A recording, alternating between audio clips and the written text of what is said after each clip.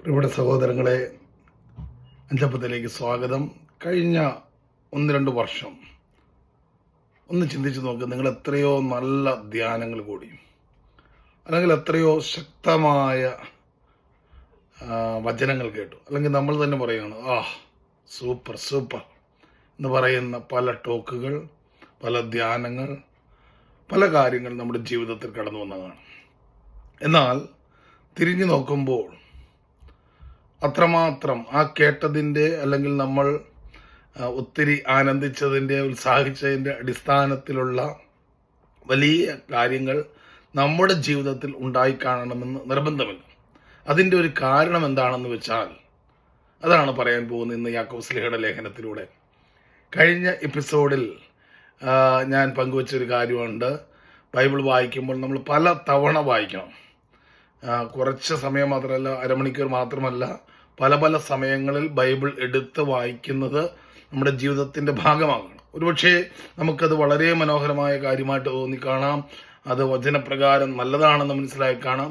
പക്ഷേ ഇതെല്ലാം കേട്ടതിന് ശേഷവും ആഗ്രഹിച്ചതിന് ശേഷവും അത് നമ്മുടെ ജീവിതത്തിൽ നടപ്പിൽ വരുന്നില്ല എങ്കിൽ ആ വചനം നമ്മുടെ ജീവിതത്തിൽ ഫലം ചൂടില്ല, അല്ലെങ്കിൽ അതിൻ്റെ കൃപ നിറയപ്പെടുകയില്ല. അതുകൊണ്ടാണ് യാക്കോബ് ശ്ലീഹ തൻ്റെ 1-ാം അധ്യായത്തിൽ നമ്മളെ പഠിപ്പിക്കുന്നത്, വചനം കേൾക്കുകയും അത് അനുവർത്തിക്കാതിരിക്കുകയും ചെയ്യുന്നവൻ തൻ്റെ മുഖം കണ്ണാടിയിൽ കാണുന്ന മനുഷ്യന് സദൃശനാണ്. അവൻ തന്നെ നോക്കിയിട്ട് കടന്നു പോകുന്നു, താൻ എങ്ങനെ ഇരിക്കുന്നുവെന്ന് ഉടനെ വിസ്മരിക്കുകയും ചെയ്യുന്നു. അപ്പം കൂടെ ബൈബിൾ വായിക്കുന്ന കാര്യം എനിക്കില്ല എന്ന് നമ്മൾ കണ്ണാടിയിലൂടെ കണ്ടതാണ്. എന്നാൽ കുറച്ച് കഴിഞ്ഞപ്പോൾ അത് വിസ്മരിച്ചു. അത് ജീവിതത്തിന്റെ ഭാഗമാക്കാൻ പരിശ്രമിക്കുന്നില്ല, അതിന് ത്യാഗമെടുക്കുന്നില്ല, അതിനുവേണ്ടി യുദ്ധം ചെയ്യുന്നില്ല. വീണുപോയാലും വീണ്ടും അതിലേക്ക് കടന്നു വന്ന് ആ കൃപയിൽ മുന്നേറാൻ നമ്മൾ പരിശ്രമിക്കുന്നില്ല. ഇവിടെയാണ് പ്രശ്നം. നമ്മൾ ഹൃദയത്തിൽ ഏറ്റവും മനോഹരമാണ്, ഏറ്റവും നല്ലതാണ്, ഏറ്റവും അനുഗ്രഹപ്രദമാണ്, ഇതെൻ്റെ ജീവിതത്തിന് ഏറെ അനിവാര്യമാണ് എന്ന് ബോധ്യപ്പെടാൻ തക്കവണ്ണം വചനമാകുന്ന കണ്ണാടിയിലൂടെ കർത്താവ് നമ്മളോട് സംസാരിച്ചിട്ട്, വചനമാകുന്ന കണ്ണാടിയിലൂടെ ഒരു പുരോഹിതനിലൂടെ ദൈവം നമ്മോട് സംസാരിച്ചിട്ട്, വചനമാകുന്ന കണ്ണാടിയിലൂടെ ഒരു ആത്മീയ വ്യക്തി നമ്മളോട് സംസാരിച്ചിട്ട്, പ്രിയപ്പെട്ട സഹോദരങ്ങളെ, അല്പസമയം കഴിഞ്ഞ് നമ്മൾ അത് വിസ്മരിച്ചു പോയാൽ, ഈ കണ്ണാടിയിൽ മുഖം കണ്ടതിന് ശേഷം വിസ്മരിച്ചു പോകുന്ന ഒരവസ്ഥയിലേക്ക് നമ്മൾ കടന്നു പോയാൽ അത് നമ്മുടെ ജീവിതത്തിൽ ആത്മീയ പരാജയത്തിന് കാരണമാകും. എന്നിട്ട് നമ്മളെ പ്രോത്സാഹിപ്പിച്ചുകൊണ്ട് യാക്കോബ് ശ്ലീഹ പറയുന്ന കാര്യം എന്താണ്?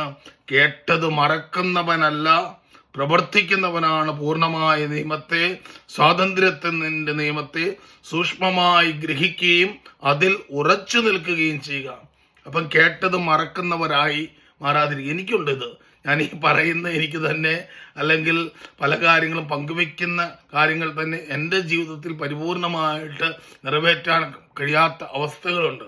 പ്രിയപ്പെട്ടവരെ, അങ്ങനെ കേട്ടത് അല്ലെങ്കിൽ പങ്കുവെക്കുന്നത് മറന്നു പോകാതെ അത് പ്രാവർത്തിക പദത്തിൽ കൊണ്ടുവരാൻ നമ്മൾ യുദ്ധം ചെയ്താൽ, അതിൽ ഉറച്ചു നിന്നാൽ നമ്മൾ അനുഗ്രഹമായി തീരും എന്നാണ് വചനം നമ്മളെ പഠിപ്പിക്കുക. എന്നിട്ട് യാക്കോബ് ശ്ലീഹ അതിൻ്റെ കൺക്ലൂഡ് ചെയ്ത് പറയുകയാണ്, തൻ്റെ പ്രവൃത്തികളിൽ അവൻ അനുഗ്രഹീതനാകും.